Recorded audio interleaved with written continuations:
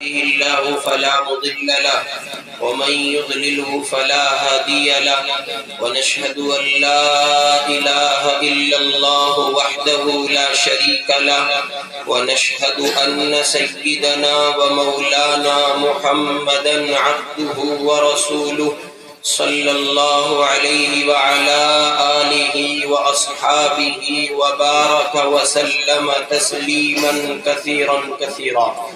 أما بعد، أعوذ بالله من الشيطان الرجيم.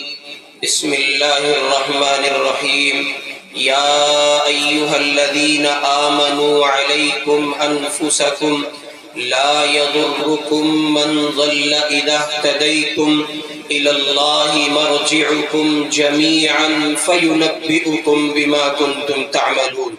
وقال النبي صلى الله عليه وسلم: المسلم من سلم المسلمون من لسانه ويده. وقال عليه الصلاة والسلام: من ترك لله شيئا عوضه الله خيرا منه، أو كما قال صلى الله عليه وسلم.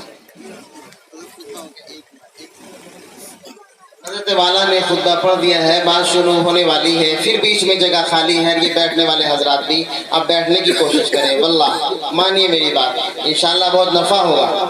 چونکہ حضرت والا جو اس وقت آپ کو نصیحت فرمائیں گے وہ انشاءاللہ دلوں میں اترے گی، اور آپ عمل کی نیت سے بیٹھے ہیں. جیسے حضرت صدر محترم نے پہلے آپ سے وعدہ لیا تھا کہ سننا نہیں ہے بلکہ سن کر اس کو اپنی زندگی میں لانا ہے، تو اس کے لیے آپ مزاج بنائیں، ماحول بنائیں. یہ جگہ جو بیچ میں خالی ہے نا، یہ بالکل نہیں اچھی لگ رہی. بیٹا آگے کھو، یہ جگہ سب پر کرو، چاہے پیچھے جگہ خالی رہ جائے لیکن بیچ میں جگہ بالکل نہ خالی چھوڑو.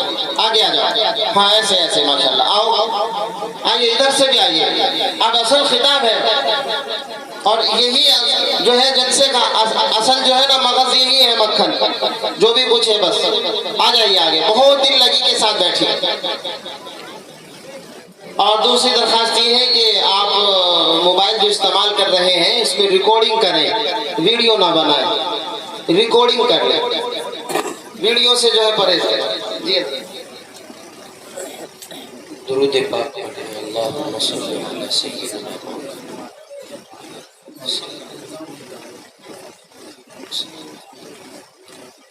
لائق صد تعظیم و تکریم، واجب الاحترام حضرات اکابر علماء کرام، بزرگان محترم، عزیز دینی ایمانی بھائیوں، پس پردہ بیٹھی محترم اسلامی خواتین،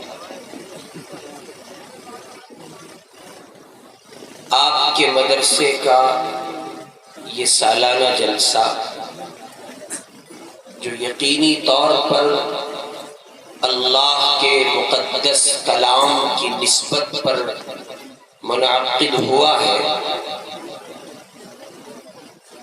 اور ہم اور آپ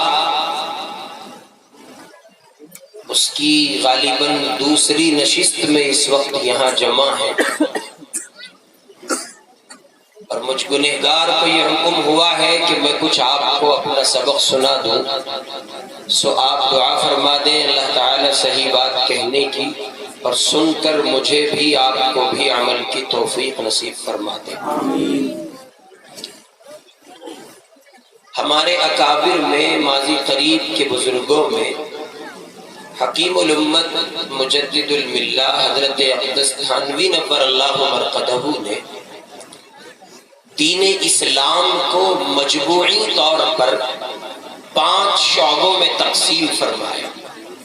چنانچہ حضرت نے لکھا ہے کہ اسلام مجموعی حیثیت سے 5 شعبوں کا حامل ہے. نمبر 1 عقائد ہے، نمبر 2 عبادات ہے، نمبر 3 اخلاقیات ہے، نمبر 4 معاملات ہے، اور نمبر 5 معاشرت ہے.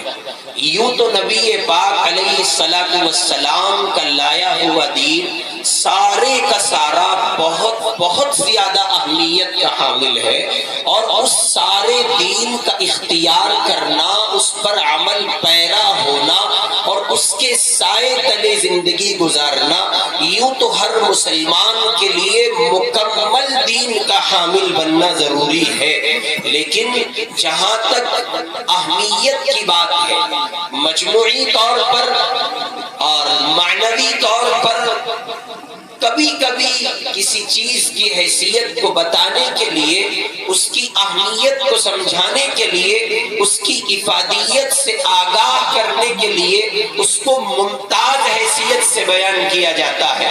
چنانچہ حضرت اقدس تھانوی نور اللہ مرقدہ نے لکھا ہے کہ یوں تو دین اسلام کے یہ 5 بنیادی شعبے ہیں اور مجموعی حیثیت سے پورا دین ان میں چھپا ہوا ہے، لیکن ان 5 شعبوں میں بھی انتہائی اہمیت کا حامل شعبہ وہ آخری شعبہ جس کا نام سب سے بعد میں ذکر کیا گیا معاشرت ہے، جس پر قرآن پاک نے جا بجا کلام کیا ہے، جس پر قرآن پاک نے مختلف پیرائے مختلف انداز سے مختلف لب و لہجے میں امت کی توجہ کو اس طرف مبذول کرایا ہے۔ بلکہ اگر قرآن پاک کی سورہ حجرات کے وہ مضامین آپ پڑھیں کہ جن مضامین میں اللہ تعالیٰ نے تخصیص کے ساتھ اسلامی معاشرت کا ذکر فرمایا، اور کسی ایک جملے میں نہیں، کسی ایک آیت میں نہیں، کسی ایک پہلو کے ساتھ نہیں، بلکہ تسلسل کے ساتھ کلام کیا گیا۔ یا ایھا الذین آمنوا لا یسخر قوم من قوم عسى ان یکونوا خیرا منهم ولا نساء من نساء عسى ان یکن خیرا منهم ولا تلمزوا انفسکم ولا تنابزوا بالالقاب بئس الاسم الفسوق بعد الایمان ومن لم يتب فاولئک هم الظالمون یا ایھا الذین آمنوا اجتنبوا كثيرا من الظن ان بعض الظن اثم ولا تجسسوا ولا يغتب بعضكم بعضا ايحب احدكم ان ياكل لحم اخيه ميتا فكرهتموه واتقوا اللہ ان اللہ تواب الرحیم۔ قرآن پاک میں اللہ تعالی نے معاشرتی احکام کو جتنے تسلسل کے ساتھ سورہ حجرات کے اس مضمون میں ذکر فرمایا، اس کے ذکر کرنے سے ایسا محسوس ہوتا ہے اور اس کے ذکر کرنے سے ایسا لگتا ہے گویا اسلامی معاشرت اور اس کی افادیت اور اس کی اہمیت کو اللہ تعالیٰ نے جتنے تسلسل کے ساتھ بیان فرمایا ہے، گویا اللہ پاک ہم سے یہ کہنا چاہتے ہیں خوب یاد رکھو، اگر اسلامی معاشرت پامال ہوتی ہے اور معاشرہ کسی پہلو سے کمزور پڑتا ہے یا معاشرے کی شیرازہ بندی بکھرتی ہے، اللہ رب العزت اس کو کسی صورت گوارا نہیں کرے گا۔ چنانچہ حضرت تھانوی نور اللہ مرقدہ نے اس بات کو اسلامی شعبے جات کی تقسیم کے بعد اتنی اہمیت کے ساتھ بیان فرمایا ہے، چنانچہ اپنے اصحاب میں حضرت اقدس تھانوی نور اللہ مرقدہ اس کا بڑا لحاظ فرمایا کرتے تھے، اور لحاظ کا اندازہ آپ حضرت کی گفتگو سے لگا سکتے ہیں۔ حضرت کے یہاں جب کوئی آدمی بیعت ہونے کے لیے آتا تو حضرت اس سے پوچھتے کیوں آئے ہو؟ وہ کہتا جی میں بیعت ہونے آیا۔ فرمایا صوفی جی بننا ہو، عابد بننا ہو، زاہد بننا ہو، حضرت جی بننا ہو تو حافظ ضامن صاحب رحمت اللہ علیہ وہاں چلے جاؤ، ان کی خدمت میں، ان کی خانقاہ میں یا اور بہت سی خانقاہیں ہیں۔ اگر تم کو صوفی جی بننا ہے، عابد بننا ہے، زاہد بننا ہے، اور آج کی معاشرتی زبان استعمال کروں آپ معاف کیجئے گا، درگزر کیجئے گا، اگر امیر صاحب بننا ہے بہت ساری خانقاہیں کھلی ہوئی ہیں، وہاں آپ تشریف لے جائیں۔ اور اگلا جملہ حضرت ارشاد فرماتے اگر انسان بننا ہے تو یہاں اشرف علی کے ساتھ رہ لو، اس لیے کہ انسانوں کی معاشرے کو شدید ضرورت ہے۔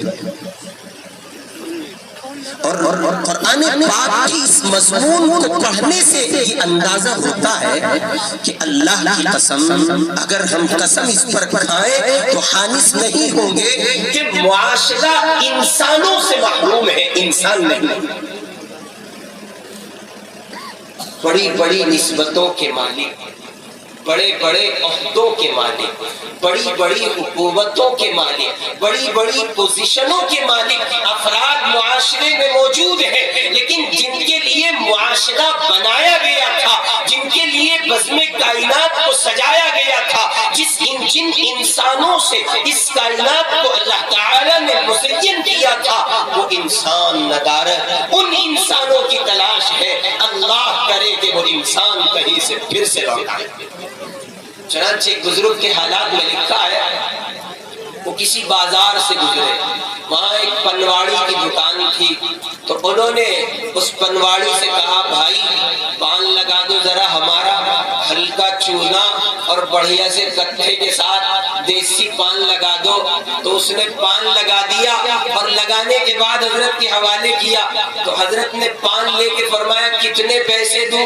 وہ کہنے لگا جی مول صاحب رہن دو، آپ تو یہاں ہمارے چروڑی میں مسجد کے امام ہو، آپ سے کیا پیسے لیں، بس آپ کو رہنے دیجئے، دعا کر دیجو۔ حضرت نے فرمایا بھائی دعا بھی کر دوں گا، پیسے تو لے لو۔ کہنے لگا جی نہیں بس دعا ہی کر دیو۔ تو حضرت بہت کامل درجے کے مسلمان تھے، حضرت نے فرمایا بھائی اللہ تیرا انسان بنا دے۔ اب وہ بھی چروڑی کا مسلمان تھا، کہنے لگا جی کوئی بات نہیں، اس نے زبان سے تو کچھ نہیں کہا لیکن من میں کہا لو دعا کی درخواست کی تھی تو دعا بھی کیا دے کے چلے، ایسا ہم انسان ہی نہیں ہیں، ہم انسان ہیں جبھی تو ہم یہاں رہ رہے، ورنہ جنگل میں ہوتے کہیں زبان سے کچھ نہ کہہ سکا۔ پھر دوبارہ اس اللہ کے نیک بندے کا ادھر سے گزر ہوا، پھر پان کی گزارش کی، پھر پان کھایا، پھر پنواڑی نے پیسے نہ لیے اور پھر اس نے دعا کی درخواست کی اور حضرت نے پھر فرمایا اللہ تیرا انسان بنا دے۔ اس کو پھر اشکال ہوا، لیکن کہتا کیا، نماز پڑھتا ہے پیچھے، مولانا صاحب کا جمعے میں خطاب سنتا ہے، بیچارہ ہاتھ پاؤں مسل کے رہ گیا۔ پھر اتفاق سے دوبارہ کبھی اس اللہ کے نیک بندے کا گزر ہوا اور پھر انہوں نے پان کے لیے اس سے کہا اور پھر اس نے معمول کے مطابق پیسے نہ لیے اور یوں کہا شیخ دعا کر دیجئے گا۔ حضرت نے پھر ہاتھ اٹھا کے کہا اللہ تیرا انسان بنا دے۔ اب اس سے رہا نہیں گیا، ہاضمہ خراب ہوا، اس نے کہا شیخ تیسری مرتبہ یہی دعا دے کے چلے ہو، آخر میں آپ کو انسان نہیں دکھتا؟ تو انہوں نے اپنی زبان حال سے کچھ نہ کہا، اپنے سر سے دستار اتاری، اس کے سر پہ رکھی اور پھر فرمایا پیارے ذرا بازار کی طرف نگاہ کو دوڑا۔ اس نے حضرت کی دستار پہن کر بازار میں جو نگاہ گھمائی ہے ایک انسان نہیں تھا، بندر اور سور نظر آتے تھے۔ پھر اس کو اہمیت کا معلوم ہوا، پھر اس کو حضرت کی دعا کی اہمیت کا پتہ چلا اور پھر اس نے بسد احترام رو کے گزارش کی جی حضرت آپ نے صحیح دعا دی ہے، اللہ میرا انسان ہی بنا دے۔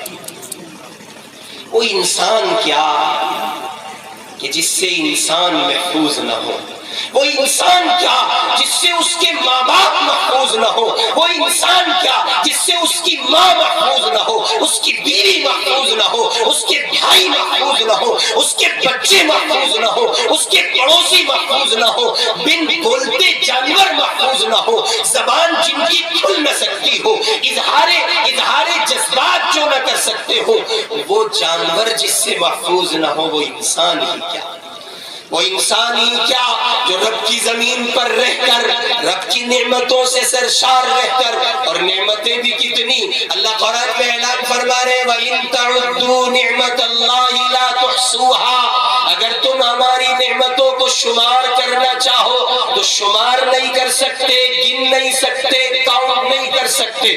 ہم نے اتنی نعمتوں کا تمہیں حامل بنایا، صبح سو کر اٹھتے ہو تمہارے ناشتے کا انتظام کرتے ہیں، معاشرے میں چلتے پھرتے ہو تمہارے لیے روزی کا انتظام کرتے ہیں، اس کے علاوہ تمہاری دیگر ضروریات کا تکفل کرتے ہیں، اور بہت سی چیزیں ہیں جو تمہیں ضرورتاً پیش آتی ہیں اور ہم ان تمام کا انتظام کرتے ہیں۔ تم شام تک اپنے گھر سے باہر رہتے ہو، تمہارے گھر والوں کو فکر لگی رہتی ہے، وہ تشویش کا شکار رہتے ہیں، وہ بے چینی، اضطراب، پریشانی اور الجھن گناہوں کا شکار رہ کے وقت گزارتے ہیں، بالآخر یہ کہ ہم تم کو صبح تمہارے گھر سے لے جاتے ہیں اور واپس سلامتی کے ساتھ تمہارے گھر تم کو پہنچا دیتے ہیں۔ اللہ تعالیٰ اعلان فرما رہا ہے قرآن میں وَإِن تَعُدُّوا نِعْمَتَ اللَّهِ لَا تُحْصُوهَا، اگر ہماری نعمتوں کو شمار کرنا چاہو، ہماری نعمتوں کو گننا چاہو تو یاد رکھو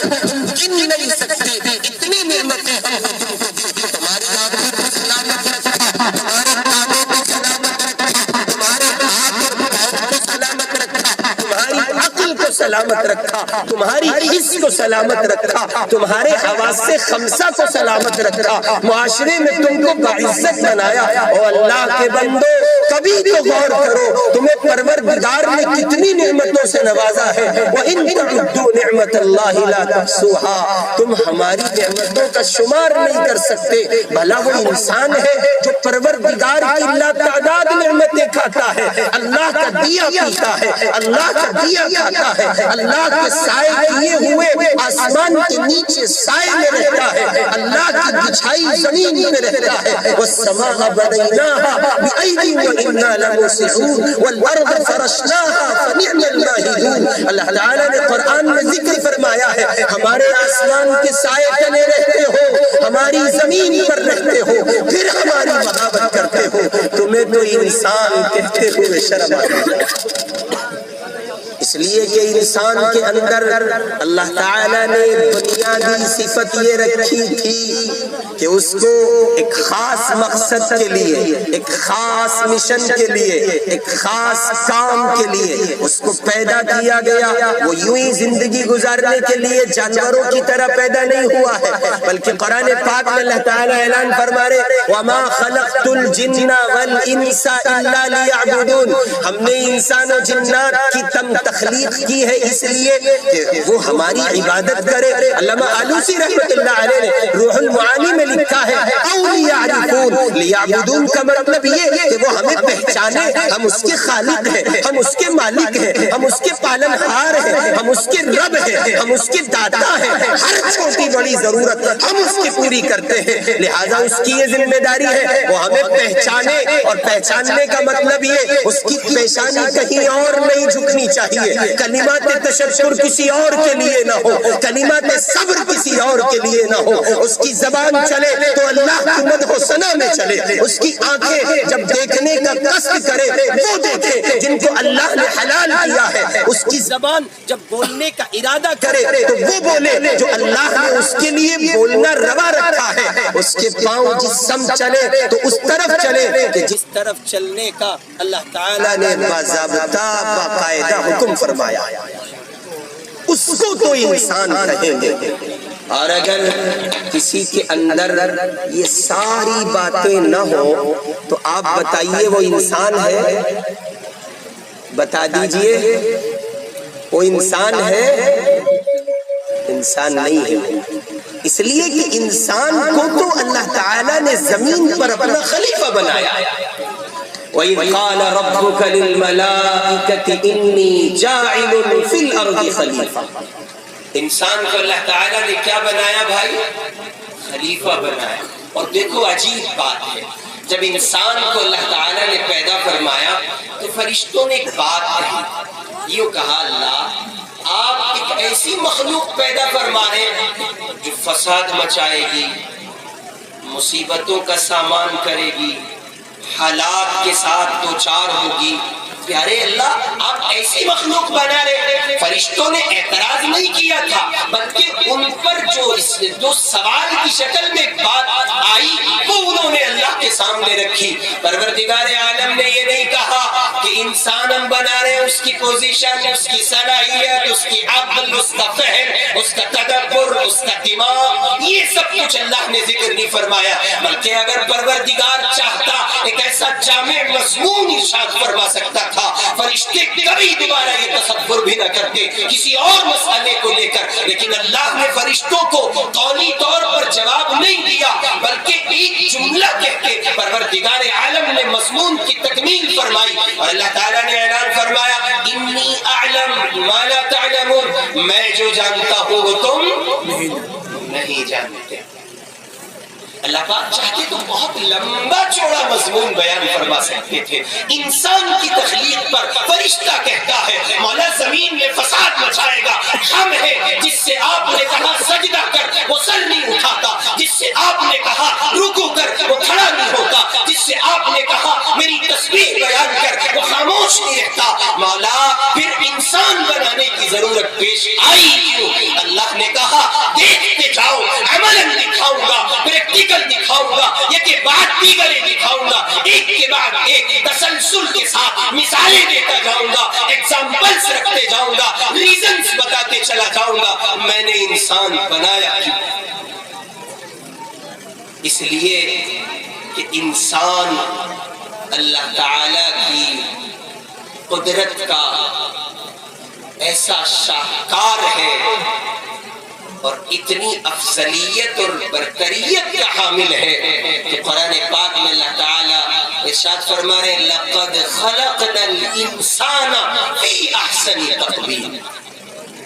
اس کو جو ڈیولپ کیا گیا، اس کو جو مزین کیا گیا، اس کو جو سجایا گیا، اس کی پرسنالٹی، اس کے چہرے کی خوبصورتی، اس کی بناوٹ، اس کی رنگت، اس سب کو اللہ تعالیٰ نے قرآن پاک کے اس جامع مضمون میں ارشاد فرمایا. دیکھنا چاہتے ہو انسان؟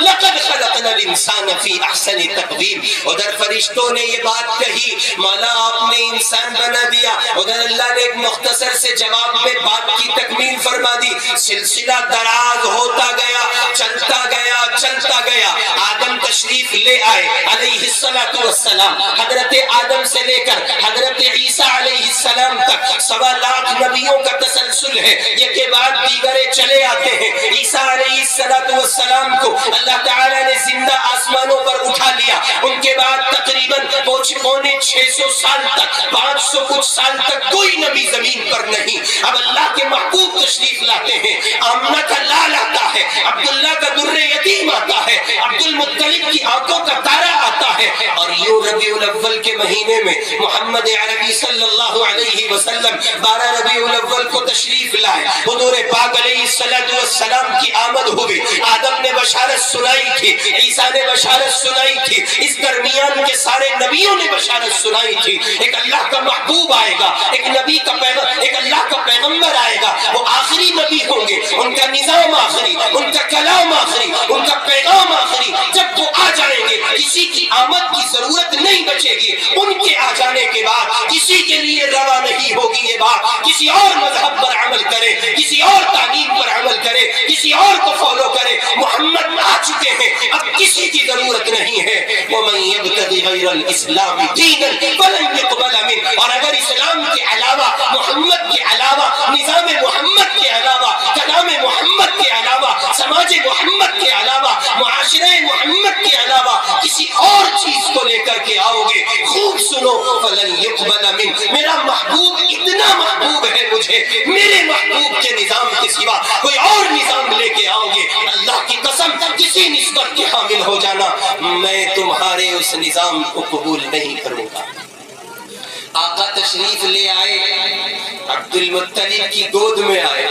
حضرت عبد المطلب کے مکان سے، ان کی بستی سے، ان کی گلی سے جو راہگیر گزرتا ہے وہ گزرتے ہوئے عبد المطلب سے سوال کرتا ہے بابا آپ سے ایک سوال پوچھنا ہے. ہاں بولو کیا بات ہے؟ یہ پوچھنا چاہتا ہوں کیا عطر کی دکان کھول لی ہے؟ کیا آپ عطار بن چکے ہیں؟ کیا کوئی خوشبو کا کاروبار شروع کر دیا ہے؟ کروڑوں سلام ہو محمد عربی کی عظمت کو صلی اللہ علیہ وسلم. عبد المطلب اپنی گود میں لیے ہوئے اس کائنات کے سردار کو آگے کرتے اور فرماتے عطر کی دکان نہیں کھولی، عبد المطلب عطار نہیں بنا ہے، خوشبوئیں جس کا صدقہ ہے وہ میرا بیٹا محمد دنیا میں آ چکا ہے. کہیے صلی اللہ علیہ وسلم. حضور پاک علیہ السلام تشریف لے آئے. فرشتوں کا سوال ذہن میں رکھیے گا، اللہ آپ انسان کیوں بنا رہے ہیں؟ ہم آپ کو پریکٹیکل دکھائیں گے، عملی دکھائیں گے انسان کیوں بنایا. چنانچہ اللہ کے محبوب علیہ السلام نظام کی زندگی گزر رہی ہے. یہ بچپن تھا, یہ لڑکپن تھا, یہ جوانی تھی, اب عہد شباب کو پہنچے ہیں. عمر وہاں پہنچی جس عمر میں نبوت کا تاج رکھا جاتا ہے. چنانچہ تاج پہنا دیا گیا. آپ غار ہیرا میں معتکف ہیں. اللہ کا مقرر فرشتہ جبرائیل آتا ہے, آ کے کہتا ہے اقرأ باسم ربک الذی خلق خلق الانسان من علق اقرأ وربک الاکرم الذی علم بالقلم علم الانسان ما لم يعلم. وہ نظام, وہ کلام, وہ پیغام جس کو آدم سے لے کے عیسیٰ تک علیہ السلام ہر نبی نے بشارت کے طور پر رکھا تھا, آج جبرائیل کے واسطے سے اس کی ابتدا ہو رہی ہے. قرآن آ گیا, نظام آ گیا. مکہ المکرمہ کی 13 سالہ محنت اور اس کے بعد رسول پاک کی ہجرت اور مدینہ منورہ کا قیام. اب اللہ تعالیٰ وہ پریکٹیکل دکھا رہے ہیں ہم نے انسان کیوں بنایا. چنانچہ دور رسالت میں ایک واقعہ پیش آتا ہے. اللہ کے محبوب علیہ السلام موجود ہیں, ابو بکر بھی ہیں, عمر بھی ہیں, عثمان بھی ہیں, علی بھی ہیں, عائشہ بھی ہیں, فاطمہ بھی ہیں, سودا بھی ہے, اور ایک بڑی تعداد صحابہ و صحابیات کی موجود ہے رضی اللہ عنہم اجمعین. اللہ کے محبوب بھی ہیں, اور ایک اللہ کی بندی دربار رسالت میں حاضر ہوئی اور اس نے اپنے جرم کا, اپنی غلطی کا, اپنے گناہ کا اقرار کرتے ہوئے کہا اے اللہ کے محبوب, میں ایک گنہگار خاتون آپ کے دروازے پہ حاضر ہوں. میری حاضری کا مقصد یہ ہے, مجھ سے گناہ ہو گیا ہے, مجھ سے غلطی ہو گئی ہے, مجھ سے ایک غلطی سرزد ہو گئی. اللہ کے محبوب پوچھتے ہیں کون سی غلطی سرزد ہوئی؟ پیارے محبوب, مجھ سے زنا ہو گیا. مجھ سے کیا ہوا؟ زنا. مجھ سے زنا ہو گیا. دیکھو ایک بات بتا دوں, بیان تو حضرت مولانا رضوان صاحب کا ہوگا, سیدھی سی بات ہے. میں تو آپ سے گفتگو کے لیے بیٹھا ہوں, اس لیے آپ میرے لفظ بلفظ جواب دیں گے جب میں آپ سے پوچھوں گا. جی کیا کہا اس خاتون نے؟ اللہ کے محبوب مجھ سے زنا ہو گیا. تو حضور پاک علیہ السلام تو چونکہ امت کے لیے رؤوف ہیں, آپ تو رحیم ہیں, آپ سے زیادہ شفیق کون ہو سکتا ہے. آپ نے اس عورت کو ذرا سرسری اس عورت کی اس بات کو سرسری لیا, نظر انداز کرتے ہوئے فرمایا اللہ کی بندی تو سمجھ بھی رہی ہے, کہتی کیا جاتی ہے, کیا ہوا؟ جی ہاں اللہ کے محبوب سمجھ کے کہتی ہوں, مجھ سے گناہ ہوا ہے, گناہ میں زنا ہوا ہے, اس لیے کہتی ہوں جہنم نہیں سہ سکتی. دنیا کی سزا مل جائے گی, پاک ہو کے چلی جاؤں گی. جہنم کی سزا برداشت کرنا یہ میری دست قدرت سے باہر ہے. اللہ کے محبوب نے فرمایا کچھ دیر توقف کے بعد, اچھا ایک بات بتاؤ, اس گناہ کے نتیجے میں کچھ امید واقع ہوئی؟ تم کو لگتا ہے کہ ایسا کچھ ہو گیا؟ تو اس خاتون نے, اس اللہ کی برگزیدہ بندی نے جو ایک غلطی کا ارتکاب کر بیٹھی بحیثیت انسان, اس نے کہا ہاں ہاں اللہ کے لاڈلے, ایسا لگتا ہے جیسے مجھ سے زنا کے وجود کے بعد میں پریگننٹ ہو گئی ہوں, ایسا لگتا ہے جیسے استقرار حمل ہو چکا ہے. تو کروڑوں سلام ہو آقا پر, قرآن چونکہ اتر رہا تھا نظام کی تبدیلی کی بنیاد پر, اللہ کے محبوب نے شفقت فرمائی اور آپ کو خیال آیا غلطی اس سے ہو چکی ہے, اقرار کر چکی ہے, ممکن ہے اللہ کو اس کا اقرار پسند آ جائے, رب نظام میں تبدیلی کر دے اور سزا ملے بغیر اس کی جان بچ جائے. اس لیے آقا نے فرمایا اچھا ٹھیک ہے, پھر ہم تمہارے گناہ کی سزا تمہارے بچے کو نہیں دے سکتے. پھر میں کیا کروں؟ فرمایا واپس جاؤ, تب آنا جب بچہ پیدا ہو جائے. دن گزرے, مہینے گزرے, اور یوں مدت حمل تکمیل کو پہنچی, اور تقریباً 9 مہینے حمل کے قیام کے بعد, حمل کے استقرار کے بعد, پریگننسی کے ایام گزرنے کے بعد وہ خاتون, وہ اللہ کی بندی پھر حضور پاک کی خدمت میں حاضر ہوئی, اور اس نے آ کر کے پھر کہا اے اللہ کے لاڈلے حبیب, بچہ پیدا ہو گیا ہے, اپنی گود میں لائی ہوں, اب آپ مجھے سزا دلوا دیجئے. اس لیے میں دنیا میں عذاب سہ سکتی ہوں, جہنم کا عذاب سہنے کی سکت مجھ میں نہیں. آپ نے فرمایا تم اس کی ماں ہو؟ جی یا رسول اللہ, دودھ پلانا اس کا حق واجب ہے, تمہاری یہ اس کو دودھ پلاؤ، مدت رضاعت کی تکمیل کرو۔ جو عورت گناہ کرنے کے بعد سرکار دو عالم کی خدمت میں آئی ہو اس لیے کہ اسے سزا دلوا دی جائے، ذرا غور تو فرمائیے وہ روزانہ روتی کتنی ہوگی، وہ توبہ کس قدر کرتی ہوگی، وہ آنسو کتنے بہاتی ہوگی۔ اب 9 مہینے گزر چکے ہیں، اس پیریڈ میں اس نے کتنا اللہ کو منایا ہوگا، اور پھر اس کے بعد اس سے کہا جا رہا ہے مدت رضاعت کی تکمیل کرو۔ اب وہ مدت رضاعت کی تکمیل کے بعد لوٹ رہی ہے، اور اس کے ہاتھ میں، اس کی گود میں بچہ ہے، اور بچے کے ہاتھ میں روٹی کا ٹکڑا ہے جسے کترنے کی وہ کوششیں کرنے لگا ہے۔ وہ پھر آ کے کہتی ہے اللہ کے پیارے حبیب مجھے سزا دلوا دیجئے، پاک ہونا چاہتی ہوں، گناہ ہو چکا ہے، زنا کر چکی ہوں، غلطی ہو گئی ہے، دنیا میں پتھر کھا لوں گی، جہنم نہیں سہ سکتی۔ حضور پاک علیہ السلام نے انتظار فرمایا، اس 9 مہینے کی مدت میں حکم میں کوئی تبدیلی نہیں آئی، اس پورے 2 سال کے پیریڈ میں کوئی تبدیلی نہیں آئی۔ حضور پاک نے اعلان فرما دیا اب تو وہ ہو کے رہے گا جو اللہ نے نافذ کر دیا ہے، جو فیصلہ خداوندی ہے، جو قانون خداوندی ہے، اب وہ ہو کے رہے گا۔ چنانچہ اس عورت کو سنسار کیا گیا، وہ شادی شدہ خاتون تھی، وہ اللہ کی بندی شادی شدہ تھی، میرڈ لائف گزرتی تھی، اور اس سے یہ جرم ہوا تھا۔ حضور پاک علیہ السلام نے لوگوں کو حکم فرمایا جاؤ لے جاؤ اس کو سنسار کر دو۔ اس کو ایک گڑھے کے اندر اتنا دبا دیا گیا اور پھر پتھر مارے گئے، بالآخر یہ کہ اتنے مارے گئے کہ وہ اللہ کی بندی اپنی جان اپنے رب کے حوالے کر چکی، وہ فوت ہو گئی۔ اس کی تدفین ہوئی، میت کو دفنا دیا گیا، اور پھر مدینہ منورہ کی گلیوں میں کچھ چرچا سا رہا، کچھ باتیں سی رہی، کچھ گفت و شنید کا سلسلہ جاری رہا، اور کہنے والے کہتے جاتے تھے بھلا کیا ضرورت پڑی تھی اس عورت کو زنا کرنے کی، آخر شادی شدہ خاتون ہے، وہ بھول چکے تھے شاید، اور یہ لگ چکی وہ عہد صحابہ ہے، وہ عہد تابعین ہے، وہ عہد تبع تابعین ہے، اس لیے جملہ واپس لیتے ہیں، یوں نہیں کہتے کہ وہ بھول چکے تھے، وہ بھی انسان تھے، ان کی زبان سے یہ جملہ بھول کے طور پر نکلا۔ انہوں نے کہا کہ اس عورت کو کیا ضرورت پڑی تھی، یہ زنا کرتی، آخر شادی شدہ خاتون تھی۔ اس طرح کا کچھ گفتگو کا ماحول مدینہ منورہ میں رہا۔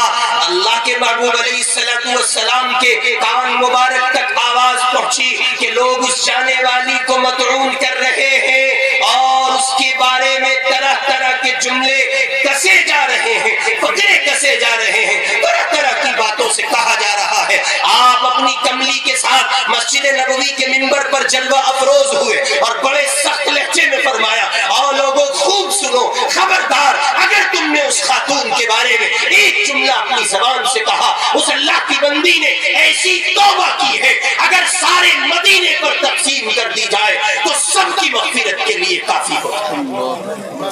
جی ہاں، جب اس عورت نے توبہ کی ہوگی، جب نبی پاک اس عورت نے توبہ کی ہوگی، نبی پاک کے حکم پر سنسار کیا گیا ہوگا، اور پتھروں کی ضربوں پر اس نے اپنے اللہ کی محبت کو محسوس کیا ہوگا، اور جب اس پر نبی پاک نے بشارت سنائی ہوگی، ایسی توبہ دینے کی مغفرت ممکن ہے۔ اللہ نے فرشتوں کو دکھایا ہوگا انسان ایسے بھی ہوتے ہیں۔ انسان، تم کہتے تھے نا، تمہارے من میں یہ بات آئی تھی نا، انسان کیوں بنا رہے؟ ہاں، انسان جب بنتا ہے وہ ابو بکر بنتا ہے، انسان جب بنتا ہے وہ عمر بنتا ہے، انسان جب بنتا ہے وہ عثمان بنتا ہے، وہ علی بنتا ہے، وہ مصعب بنتا ہے، وہ خباب بنتا ہے، وہ خبیب بنتا ہے، وہ خالد بنتا ہے، وہ ابو ہریرہ بنتا ہے، وہ خدیجہ بنتی ہے، عائشہ بنتی ہے، کلثوم بنتی ہے، فاطمہ بنتی ہے، سودا بنتی ہے، زینب بنتی ہے، اور اس کے علاوہ صحابہ و صحابیات کی بڑی تعداد ہے، اور تابعین ہے، تبع تابعین ہے، سلف صالحین ہے، اور اللہ کے برگزیدہ بندے اور بندیاں ہیں۔ انسان جب بنتا ہے پوری کائنات بنتی ہے۔ اس لیے ضرورت اس بات کی ہے کہ پہلے انسان تو بن جائیں۔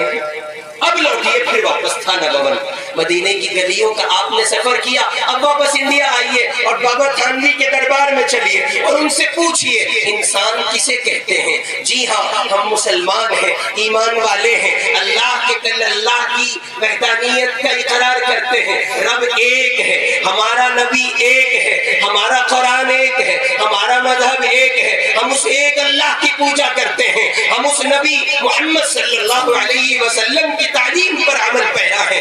بابا تھانوی سے پوچھتے ہیں آپ ہی بتا دیجئے انسان کس کو کہتے ہیں؟ یہاں رک کر حضرت تھانوی رحمۃ اللہ علیہ کا ایک ملفوظ، حضرت فرماتے تھے میں اپنے بارے میں تو نہیں کہتا لیکن ہاں اتنا کہتا ہوں میں نے انسان دیکھے، میں نے انسان، سچی باتیں انسان نہیں ہے، کہاں انسان ہے معاشرے میں، سرے راہ روڈ پر چلتے ہوئے دو کاریں آپس میں ٹکراتی ہیں، بندے زخمی ہو جاتے ہیں، سڑک پر بے یار و مددگار پڑے رہتے ہیں اور لوگ گزرتے رہتے ہیں، کوئی نہیں اٹھاتا، اٹھانے والے تو انسان تھے، ایسا لگتا ہے یہ بلکتے ہوئے انسان اور ان کے پاس سے گزرنے والے جانور ہیں، انسان نہیں ہیں، اسی لیے ان بے یار و مددگار انسانوں کو کوئی ہاسپٹل پہنچانے کے لیے تیار نہیں۔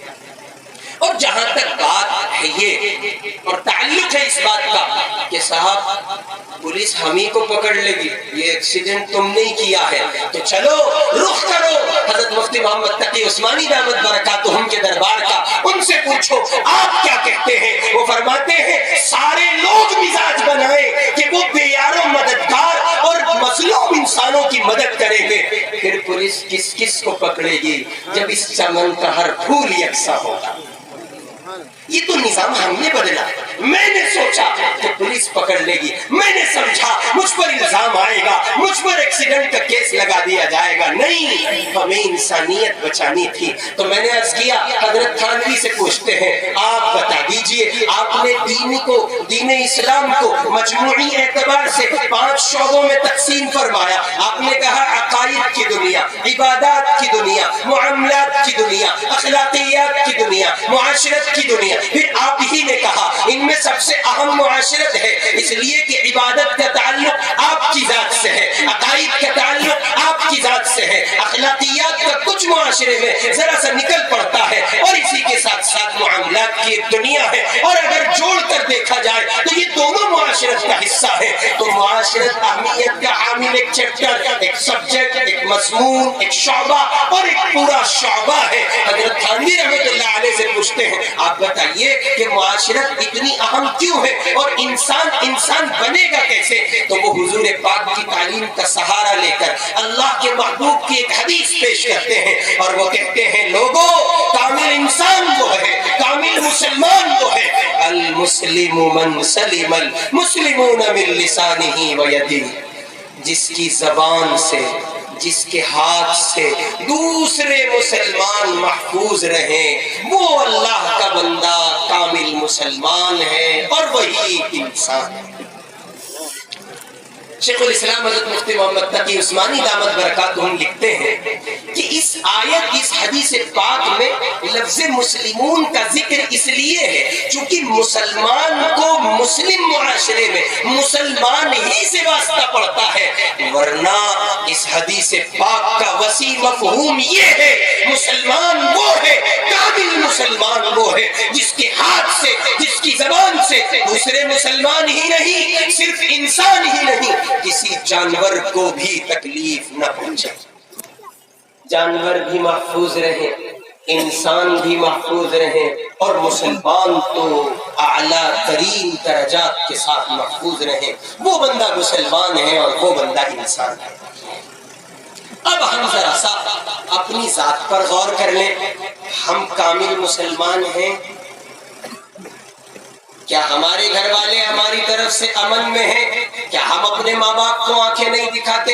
کیا ہم اپنی بہنوں کو لات اور گھوسے نہیں مارتے؟ کیا ہم ان کے بنائے ہوئے کھانوں میں فی نہیں نکالتے؟ کیا ہم اپنی ماں کو جواب نہیں دیتے؟ کیا ہم اپنی بیوی کو نہیں ستاتے؟ کیا ہم اپنے دوستوں کے سامنے ماں باپ کی تحقیر و تذلیل نہیں کرتے؟ کیا ہم حرام نہیں کھاتے؟ کیا ہم لوگوں کا مال ہڑپ نہیں کرتے؟ کیا ہم پڑوسیوں کو نہیں ستاتے؟ جی ہاں، ہم یہ سارے کام کرتے ہیں، تو پھر کامل مسلمان کہاں ہوئے؟ پھر انسان کہاں؟ آقا نے تو تعریف فرما دی نا، کامل مسلمان وہ کامل انسان وہ جس کو انسان بنایا گیا، انسانیت کا ہمدرد، انسانیت کا غمخوار، انسانیت کو بچانے والا، انسانیت کے تحفظات کی راہیں شکلیں بنانے والا، وہ انسان جس کے ہاتھ سے، وہ مسلمان جس کے ہاتھ اور زبان سے کسی کو تکلیف نہ پہنچے۔ اب ہمارے ذہنوں میں ایک سوال یہ آ سکتا ہے، آپ تو ہمیں مسلمان بھی ماننے کو تیار نہیں، ہم تو ایمان والے، بتاؤ ہم نے نماز بھی پڑھی اور روزہ بھی رکھیں اور زکوٰۃ بھی دیں، اور جب اب کے دوسرے مقرر مولانا رضوان صاحب آئیں گے تو آپ دیکھ لیو ہم چندہ بھی خوب دیں، اور آپ کہہ رہے مسلمان ہی نہیں۔ تو جو سوال آپ کے ذہن میں، جو سوال میرے ذہن میں، اسی سوال کو، کچھ اسی انداز کے سوال کو قرآن نے ذکر کیا۔ ایک دیہاتی حضور کی خدمت میں آئے اور انہوں نے کہا قالت الاعراب آمنا، ہم ایمان لے آئے، ہم ایمان والے ہیں، ہم قرآن والے ہیں، ہم مصطفیٰ والے ہیں۔ اللہ نے وحی بھیجی، جبرائیل آئے، اللہ کے محبوب کو سلام کہا اور کہا کہیے قل، پیارے محبوب کہہ دیجئے لم تؤمنوا، تم ایمان نہیں لائے، ولیکن قولوا اسلمنا، تم نے تو اسلام قبول کیا ہے، ولما يدخل الایمان فی قلوبکم، ایمان تو ابھی تمہارے دلوں میں داخل ہی نہیں ہوا۔ کیوں؟ ایمان والے اگر تم ہوتے، ایمان تمہارے دلوں میں داخل ہوتا، تم نماز نہ چھوڑتے، تلاوت نہ چھوڑتے، اذکار نہ چھوڑتے، ماں باپ کو نہ ستاتے، بیویوں پر ظلم نہ کرتے، اولادوں کی بے عزتی نہ کرتے، معاملات میں خراب نہ ہوتے، معاشرت کو برباد نہ کرتے، پڑوسیوں کو نہ ستاتے، جانوروں پر ظلم نہ کرتے، انسانیت پر ظلم نہ کرتے، سسکتے انسان کو نہ دیکھ سکتے۔ ہاں ولما يدخل الایمان فی قلوبکم، ایمان تو ابھی آپ کے دلوں میں داخل ہوا ہی نہیں۔ یہاں ضرورت ہے اس بات کی ہم اپنا محاسبہ کیا کریں، ہم اس پر غور و فکر کیا کریں اور اپنی اصلاح کی فکر کیا کریں۔ اللہ ہم مسلمان ہیں، کلمہ گو ہیں، ایمان والے کے گھر پیدا ہوئے، لیکن مولا ہمارے اپنے ہم سے محفوظ نہیں، کسی اور کی حفاظت کا ذمہ ہم کیسے لے سکتے ہیں؟ آئیے اللہ کے محبوب صلی اللہ علیہ وسلم کے دربار عالی کا رخ کیجیے، آقا کی زندگی اور آقا کے حالات کو پڑھیے اور اللہ کے محبوب علیہ السلام کی زندگی کو دیکھیے۔ آقا اپنے گھر والوں کے ساتھ کس قدر نرم رویے کے ساتھ پیش آتے ہیں، اور آپ کے حسن اخلاق کا معاملہ کتنا عجیب ہے۔ اما عائشہ صدیقہ رضی اللہ تعالی عنہا راویہ ہے اس روایت کی، وہ فرماتی ہیں اللہ کے محبوب علیہ السلام جب رات میں تہجد کے لیے اٹھتے، حضرت عائشہ فرماتی ہیں تو بہت آہستہ سے اٹھتے، بڑے دبے دبے پاؤں چلتے، بہت آہستہ سے دروازہ کھولتے۔ یہ تو عائشہ ہے نا، حضور کی بیوی ہے نا، یہ تو حضور کی صحابیہ بھی ہے نا، یہ تو اللہ نے ان کو ان کے نکاح میں دیا ہے، یہ تو حضور پر قربان ہے، یہ تو اللہ کے محبوب کی بیوی ہے۔ اگر حضور کی طرف سے تکلیف بھی پہنچ جائے گی، عائشہ کو کیا فکر ہوگی اور عائشہ کو کیا تکلیف ہوگی؟ عائشہ تو حضور پر نثار ہے، لیکن اللہ کے محبوب اس بیوی کے لیے، اس اپنی بیوی کے لیے، ہم سب کی اماں کے لیے، اپنی زوجہ کے لیے، جس کا رشتہ اللہ نے حضور سے کرایا، جبرائیل نے آقا کو دکھایا، یہ آپ کے نکاح میں آنے والی ہیں سیدہ عائشہ صدیقہ رضی اللہ تعالی عنہا۔ وہ فرماتی ہیں اللہ کے محبوب بہت آہستہ آہستہ آہستہ اٹھتے اور پھر آہستہ آہستہ باہر نکلتے، دبے دبے پاؤں چلتے۔ کیوں؟ حضور سے پوچھو آپ ایسا کیوں کرتے ہیں؟ تو آقا فرماتے ہیں میری عائشہ کی نیند خراب ہو جائے گی، اس لیے میں ایسا کرتا ہوں۔ اور ہمارا حال ابھی حضرت فرما رہے مظفر نگر کے لوگ بھی بیٹھے ہیں تو بتا دوں ہمارا حال۔ مول صاحب اسے جوتے کی نوک پر رکھو، کہاں سر پہ بٹھان لگ رہے، یہ نہیں سدھرتی خامخواہ کی بات۔ ان مولویوں یہ جملے ہوتے ہیں دیہات میں، وہ بتا بھائی، یعنی مسجد سے تعلیم سن کے نکلے، باہر آئے، وہ بتایا اسے امام صاحب کو کیا ہو گیا، بتا لو یہ بھی سر پہ بٹھان کا پکا ہو رہا ہے۔ ایسا ہے کہ نہیں ہے؟ یہ معاشرتی زبان ہے ہماری، ایسا ہے۔ اگر کسی عالم نے بیوی کے فضائل، اس کی حیثیت، اس کی عظمت کو بیان کر دیا، اس کے گھر کا معاملہ ٹھیک نہیں بھائی، وہ غریب مجرم ہو گیا، یہ مضمون ذکر کر۔ تو بھائی اگر آپ ایک عالم کو بیوی کے ساتھ ان تعلقات کی بنیاد پر مجرم قرار دو گے، اللہ کی قسم ایمان خطرے میں پڑ جائے گا، چونکہ اس سے کہیں زیادہ اعلیٰ کردار مصطفیٰ کا ہے اپنی بیویوں کے ساتھ صلی اللہ علیہ وسلم۔ اور آ جائیے بیویوں کے بعد بہنوں کے ساتھ ہمارا کیا رویہ ہے اس پر تبصرے کی ضرورت نہیں، بھائیوں کے ساتھ کیا رویہ ہے اس پر تبصرے کی ضرورت نہیں، اس لیے کہ سب حالات ہیں۔ ماں باپ کے ساتھ کیا رویہ ہے، پچھلی مرتبہ آپ کے یہاں نشست میں حاضر ہوا تھا یہ عاجز، آپ نے تفصیل سے سنا تھا۔ غرض یہ کہ ہماری زندگیوں کے جتنے رشتے ہیں جو رشتے داری کی بنیاد پر قائم ہیں یا تعلق داری کی بنیاد پر قائم ہیں یا محض پڑوس کی بنیاد پر قائم ہیں یا انسانیت کی بنیاد پر قائم ہے، ہمارے ہاتھ سے اور ہماری زبان سے کوئی رشتہ محفوظ نہیں، ہم کسی کو نہیں بخشتے۔ اور پھر کہنے کو ہم کیا کہتے ہیں، ہم سے بڑا مسلمان کون ہے؟ ایمانداری سے بتاؤ، اسی کا نام اسلام ہے، اسی کا نام مسلمانی ہے۔ شریعت کا رخ کرو، حضور سے پوچھو کہ کسی کو تکلیف دینے کی سزا کیا ہے۔ اللہ کے محبوب کعبۃ اللہ میں کھڑے ہیں، صحن حرم میں ہے، کعبہ سامنے ہے، حضور کعبے کو مخاطب کر کے کہتے ہیں اور اللہ کے مقدس گھر تو بہت زیادہ لائق احترام ہے، لیکن تجھ سے کہیں زیادہ لائق احترام ہے ایک مسلمان۔ آج تو غیبتیں دھڑلے سے ہوتی ہیں، آج تو چغلیاں دھڑلے سے ہوتی ہیں، آج تو لوگ عوام تو کیا خواص کو نہیں چھوڑتے، علماء کو نہیں چھوڑتے، اکابر کو نہیں چھوڑتے، اسلاف کو نہیں چھوڑتے۔ جہاں ذرا سی کوئی بات ہوگی، ارے یہ تو مولوی ایسے ہی ہو بھائی۔ ابھی میں آ رہا تھا راستے میں، نظر سے گزرا حضرت تھانوی رحمۃ اللہ علیہ کا ملفوظ، حضرت نے لکھا، ذرا غور سے سننا، اور اگر پیٹ میں درد ہو تو اسے دبا لینا، بات حق ہے کڑوی لگتی ہے۔ حضرت تھانوی رحمۃ اللہ علیہ نے لکھا، بے عمل عالم، کون سا عالم بول کے بتائیے، بے عمل عالم، عمل والا نہیں، ان بزرگوں کی بات نہیں ہو رہی، بے عمل جو اپنے علم پر عمل نہیں کرتا۔ حضرت تھانوی لکھتے ہیں بے عمل عالم کا احترام بھی فرض ہے۔ کیوں؟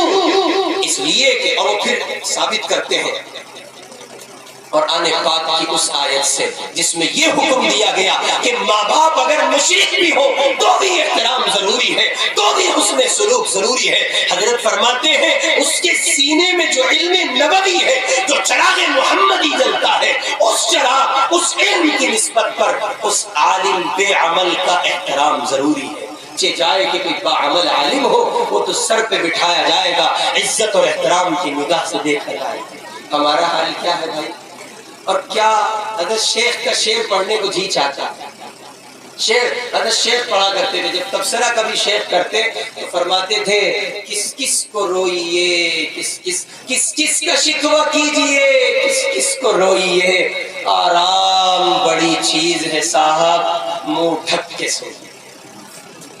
سچی بات ہے، اوپر سے لے کے نیچے تک باپ باپ نہ رہا، بیٹے بیٹے نہ رہے، بیٹیاں بیٹیاں نہ رہی، بہنیں بہنیں نہ رہی، بھائی بھائی نہ رہے، پڑوسی پڑوسی نہ رہا، رشتہ دار نہ رہا، مسلمان نہ رہا، انسان نہ رہا، اس چمن کے ہو گئے جس چمن کا ہر پھول ہر ڈال سوکھ چکا۔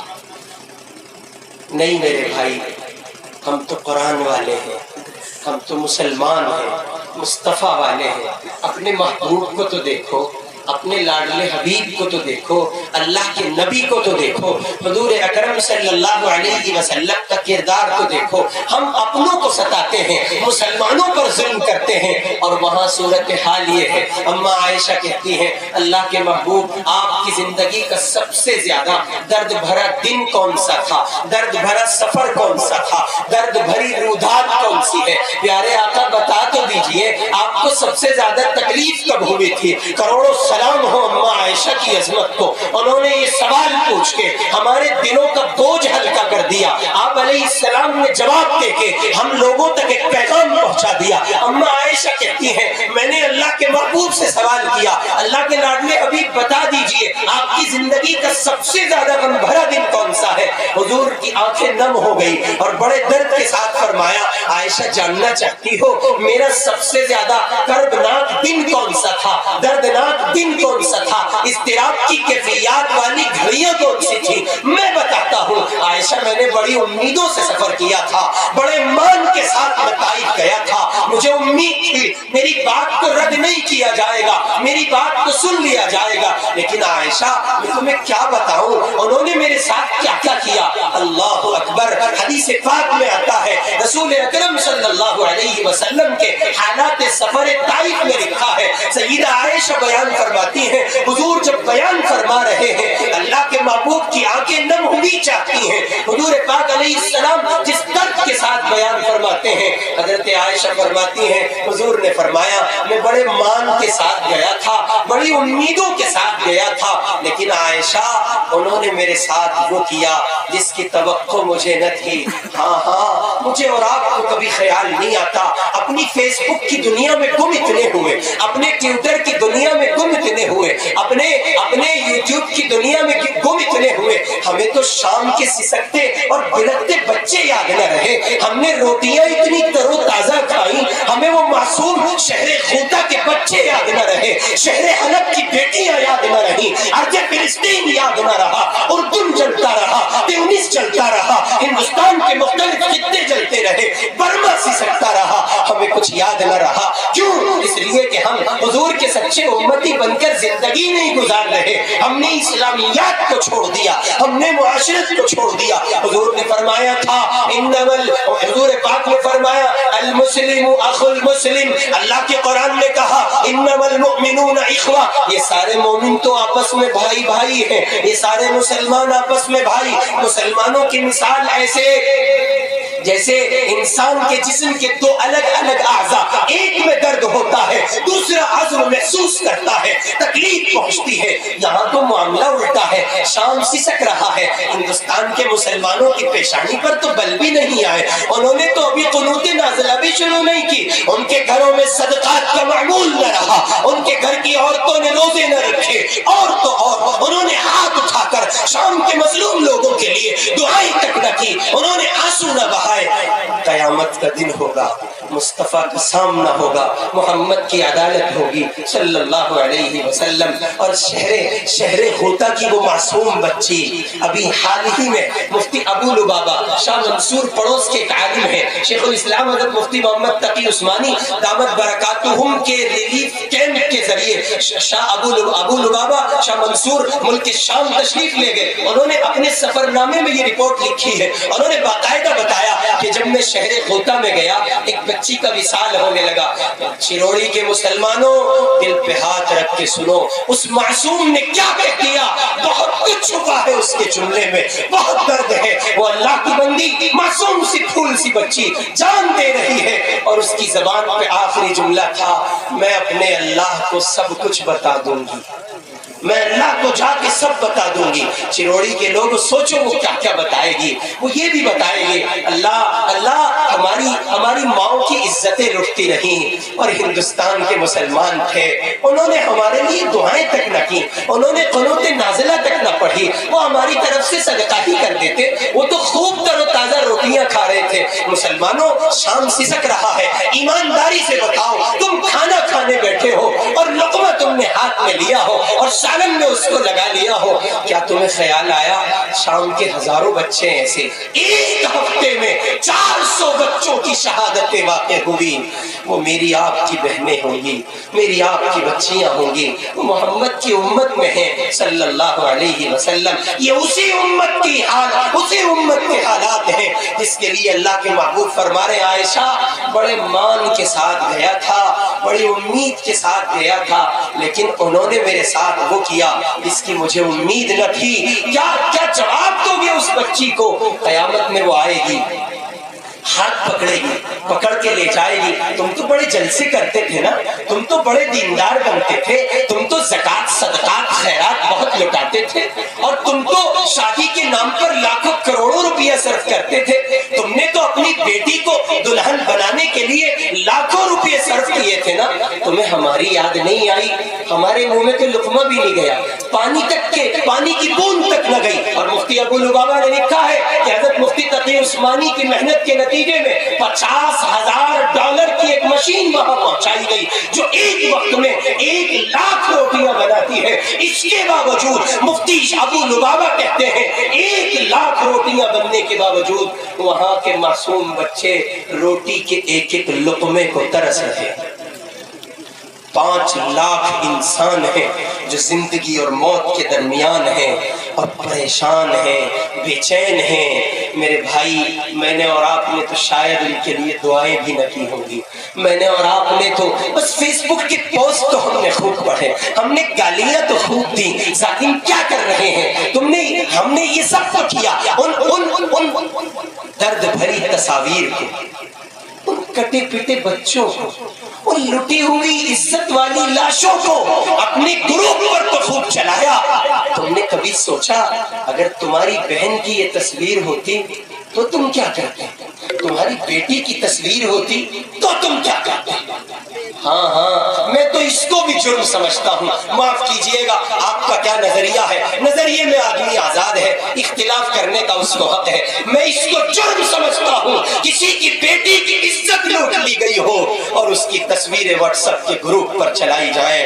ہاں اگر اس کے باپ تک پہنچیں گی, اس کی ماں تک پہنچیں گی, اور آپ کے گھر کا اگر منظر ہوتا آپ برداشت کرتے؟ اور سنو, شام کے شہر غوطہ کا ایک بچہ آخری وقت میں اپنے باپ, بہت ساری لاشیں ایک جگہ ہے, اس کا باپ اس کا بھائی دونوں فوت ہو چکے ہیں. وہ معصوم سا بچہ, آج کل یہ پوسٹ آ رہی ہے اور باقاعدہ فیس بک پہ چل رہی ہے, حقیقی بات ہے. ایک چھوٹا سا بچہ کھڑا ہوتا ہے اپنے باپ کی لاش پر اور کھڑا ہو کے کہتا ہے, بابا آپ تو کہتے تھے میں تم دونوں سے بہت محبت کرتا ہوں, لیکن جب آپ دنیا سے گئے تو خالی بھائی کو اپنے ساتھ لے گئے, مجھے کس پر چھوڑ کے گئے ہو؟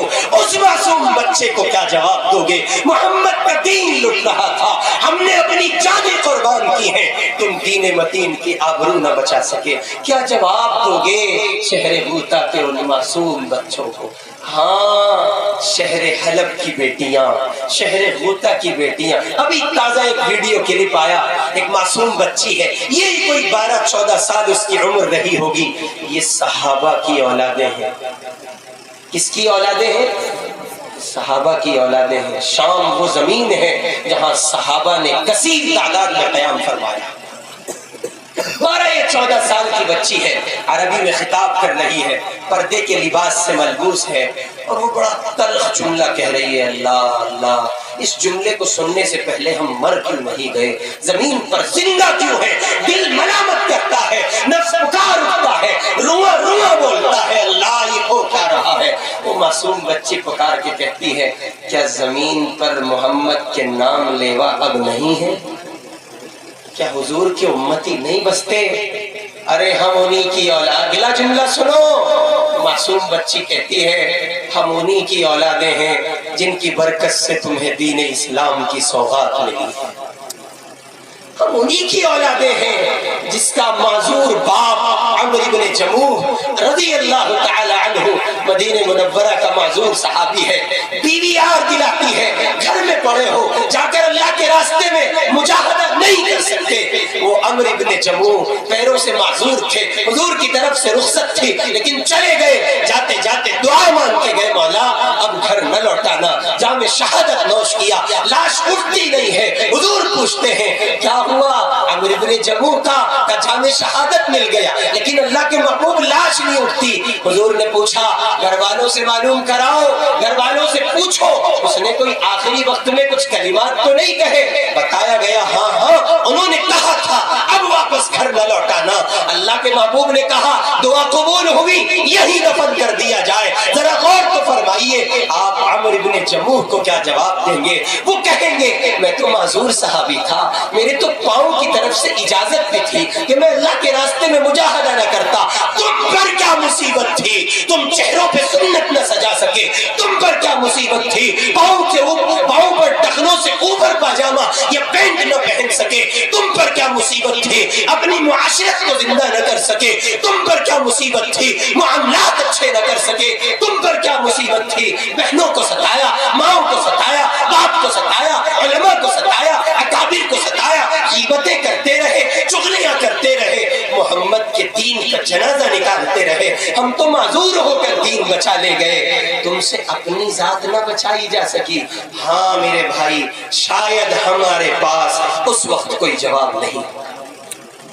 سیدہ عائشہ صدیقہ رضی اللہ تعالیٰ عنہ فرماتی ہیں اللہ کے محبوب علیہ السلام آپ کی زندگی کا سب سے بڑا دکھ درد بھرا دن, فرمایا عائشہ طائف والا دن ہے.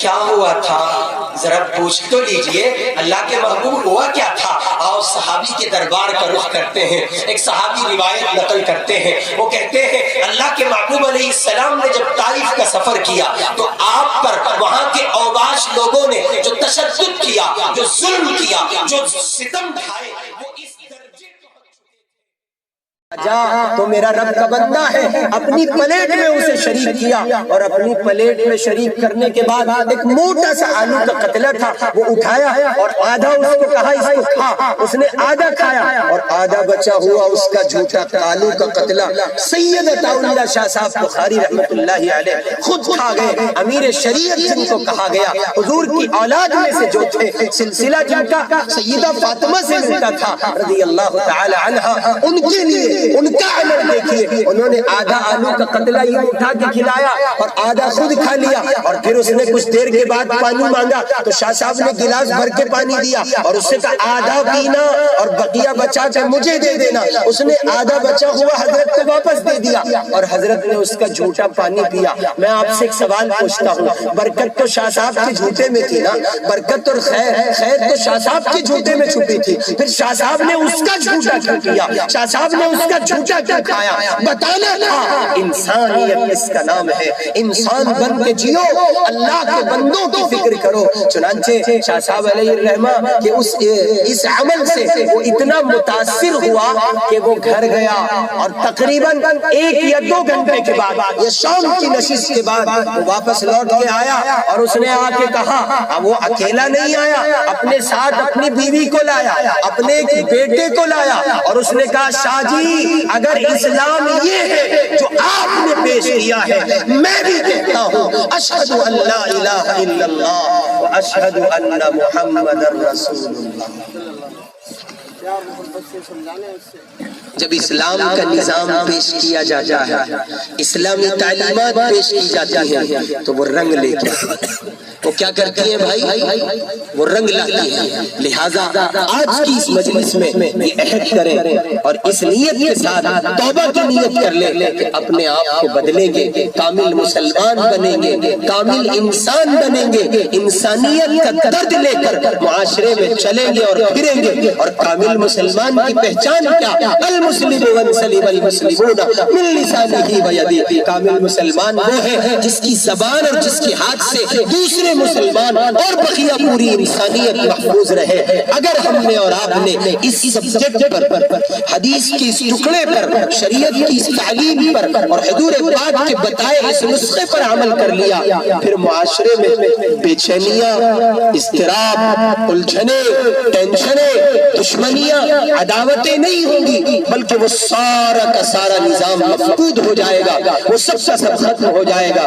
بس ضرورت اس بات کی ہے ہم اپنے آپ کو سمجھیں, اپنے کردار کو سمجھیں اور ایک کامل مسلمان بن کے زندگی گزاریں. مستورات بھی یقیناً سن رہی ہوں گی, اس لیے ان کے لیے بھی آخر میں ایک پیغام, یا ایھا الذین آمنوا علیکم انفسکم, ایمان والو اپنی فکر کرو, ایمان والیو اپنی فکر کرو, چکر میں نہ پڑو. عبداللہ کیا کر رہا ہے, عبد الرشید کیا کر رہا ہے, ہارون کیا کر رہا ہے, معاویہ کیا کر رہا ہے, میرا پڑوسی کیا کرتا ہے, میرا رشتہ دار کیا کرتا ہے, نہیں, ہمیں تو یہ فکر کرنی ہے کہ ہم کیا کر رہے ہیں۔ اللہ تعالیٰ قرآن میں کہتا ہے اگر تم ہدایت پر رہے کائنات کی کوئی شے تمہیں گمراہ نہیں کر سکتی۔ اس لیے میں ماں و بہنوں سے، بچیوں سے گزارش کروں گا، آپ اپنے کردار کو بدلیں اور آپ بھی ایک کامل مومنہ، کامل مسلمہ اور کامل عورت بن کے زندگی گزاریں۔ یہ مضمون بھی اتنا اہم ہے، اور بس اس درد کے ساتھ اس مضمون کی تکمیل کرتا ہوں، کاش کہ ہماری آج کی مائیں بہنیں حقیقت میں ماں ہوتی تو کتنا اچھا تھا، حقیقت میں بہن ہوتی تو کتنا اچھا تھا، حقیقت میں بیٹی ہوتی تو کتنا اچھا تھا، اور حقیقت میں بیوی ہوتی تو کتنا اچھا تھا۔ ماں بہنوں کے لیے ایک پیغام ہے۔ ایک بہت بڑے بزرگ گزرے ہیں، ان کا نام تھا شیخ ابو قدامہ شامی رحمت اللہ علیہ۔ وہ ملک شام کی سرزمین پر ایک مرتبہ، آخری بات ہے، اعلاء کلمت اللہ کے لیے آواز لگا رہے ہیں، اور مسجد میں انہوں نے اعلان کیا، کون ہے جو اللہ کے دین کی سربلندی کے لیے راہ خدا کے سفر کے لیے اپنا نام لکھائے۔ ادھر انہوں نے تقریر فرمائی، ادھر انہوں نے تشکیل فرمائی، اور ایک بڑی جماعت لشکر جرار کی طرح تیار ہوئی۔ وہ اپنی جانوں کا سودا کرنے کے لیے، جانوں کا نذرانہ پیش کرنے کے لیے وہ ابو قدامہ شامی کے ہاتھ پر بیعت کر چکے ہیں، اور کفر سے، کفر کی طاقتوں سے نبرد آزما ان کو ہونا ہے، جنگ لڑنی ہے، اسلام کے جھنڈے کو بلند کرنا ہے۔ ہاں یہ سارے کے سارے لوگ ابو قدامہ شامی کے ہاتھ پر بیعت ہو چکے ہیں اور تشکیل ہو چکی ہے۔ ملک شام کے اس شہر میں وہاں یہ معاملہ عمل میں آیا۔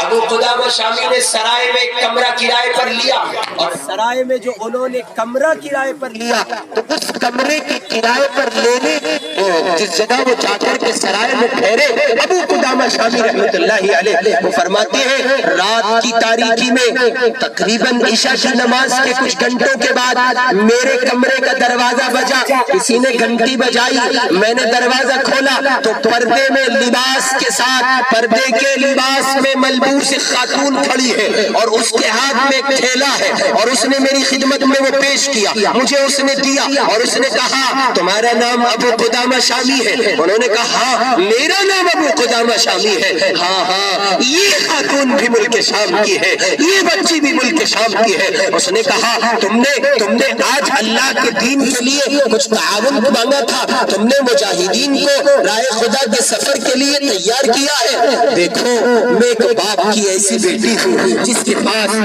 پاس دینے کے لیے پیسہ نہیں تھا، جس کے پاس دینے کے لیے جائیداد اور دولتیں نہیں تھی، گھوڑے اور خچر نہیں تھے، تلواریں اور نیزے نہیں تھے، اونٹ اور دیگر سامان نہیں تھے، اس لیے میں یہ چھوٹا سا تحفہ لائی ہوں، میرے محبوب کا دین بچا لیجئے، میرے اللہ کے میرے محبوب علیہ السلام کے دین کی آبرو کو سلامتی دینے کے لیے جو محنت تم کر رہے ہو اس میں اس کو لگا دیجئے۔ وہ ابو قدامہ شامی کہتے اس عورت نے وہ پٹلیا میرے حوالے کی، میں نے اس کو لیا اور لے کر کے اللہ کی بندی مجھے وہ دے کر وہ چلی گئی۔ ابو قدامہ شامی کہتے میں نے کھول کے دیکھا تو اس میں بالوں کی لٹ تھی، بال ہوتے نا، بال جو ہوتے ہیں عورت کے جسم میں بال ایک معنوی حیثیت رکھتے ہیں، بال عورت کے حسن کی جان ہے، بالوں کی لٹ اس اللہ کی بندی نے ابو قدامہ شامی کے حوالے کی۔ وہ اللہ کی بندی سرائے سے باہر نکلنا چاہتی تھی،